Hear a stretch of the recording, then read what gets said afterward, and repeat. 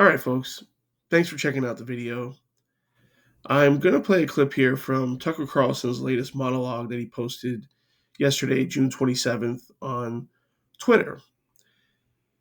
So the whole thing runs for about 12 minutes. I'm going to play a clip of it here.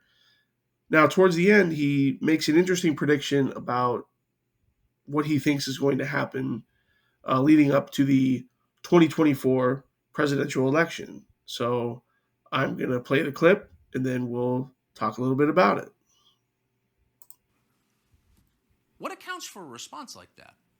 Well, that's the way you talk when you've got nothing to fear from an upcoming presidential election. You don't even bother to think of an excuse for your candidate because you don't need to. Your country has electronic voting machines. Joe Biden got 81,282,916 votes in 2020, and you're pretty sure he can do it again. In fact, you know he can. You're not worried. But actually, they should be a little worried. The people who control Joe Biden, Susan Rice, and the rest know they can continue to run our government, writing the press releases, formulating the policies, and they can do it effectively forever as long as Joe Biden gets dressed in the morning. And of course, that's their strong preference. These are fervent opponents of change. But the one thing these people cannot control is aging. Joe Biden is old. He's 80 now. He will be 85 at the end of the next term. People imagine that old age is a long, predictable progression from acuity to permanent unconsciousness. But often that's not at all how it actually works.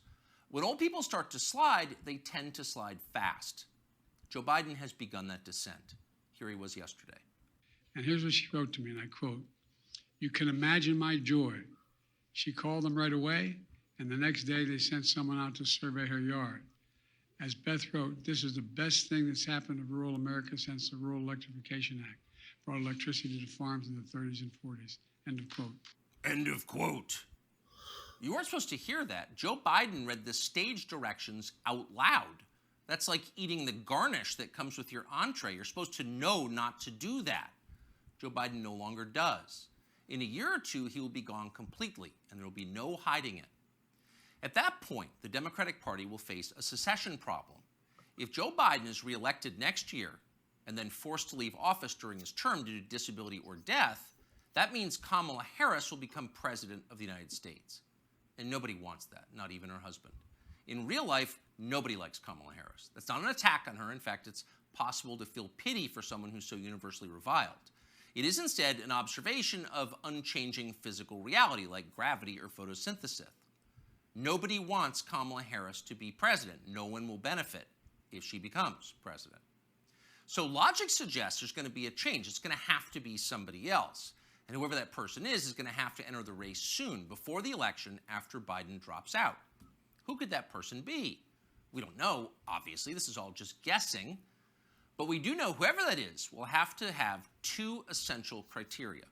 He'll have to be as shallow, ruthless, and transactional as Joe Biden is, and he'll need to have flattery skills that are so polished and advanced they'd be considered superior even in the Saudi royal court. And there's only one man in modern America who fits that description: Gavin Newsom, the governor of California, and perhaps not coincidentally, Joe Biden's new closest friend. "I am here, Mr. President," Newsom told Biden at an event the two did together last week.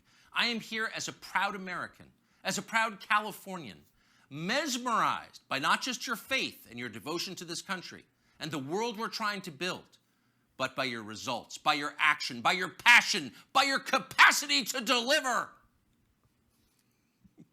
I am mesmerized by you, Joe Biden."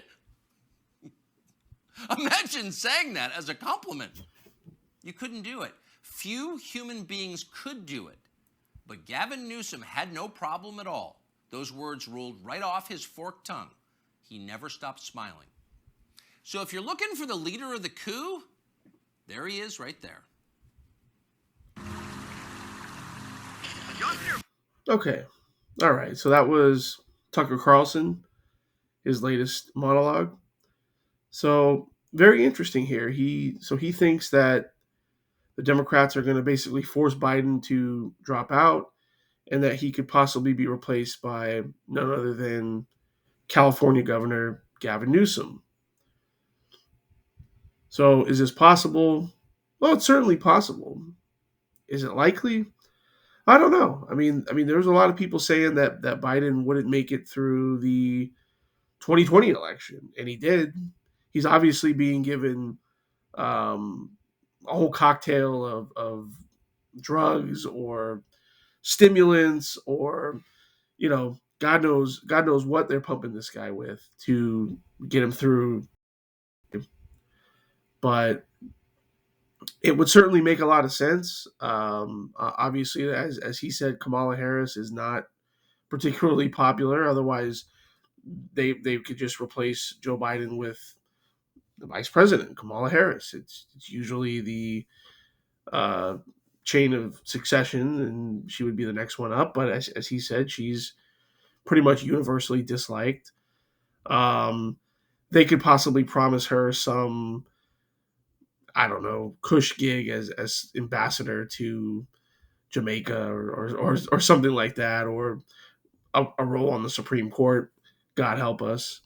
There's also an open Senate seat in California. She used to be the senator from California, so that could be another possibility.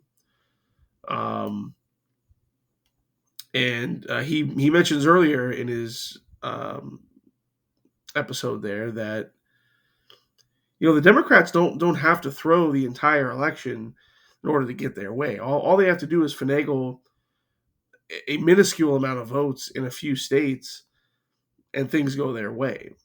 Which is why they don't really seem worried, despite Joe Biden polling low, his popularity low, the Democrats' overall popularity being low, because maybe the elections don't matter. But I still think that we have to get behind whoever's running against these people and at least take a shot at it. At least maybe we can get it past the margin of fraud, because if it's close enough, they can do their wizardry and swing things in their way. But if it's not, it makes it a lot more difficult for them. I thought this was interesting. I think Tucker knows Gavin Newsom very well, and Gavin Newsom, I think he's been in the White House several times in the last year or so. So who knows what they're talking about? But anyways, I'm curious to know what you all think.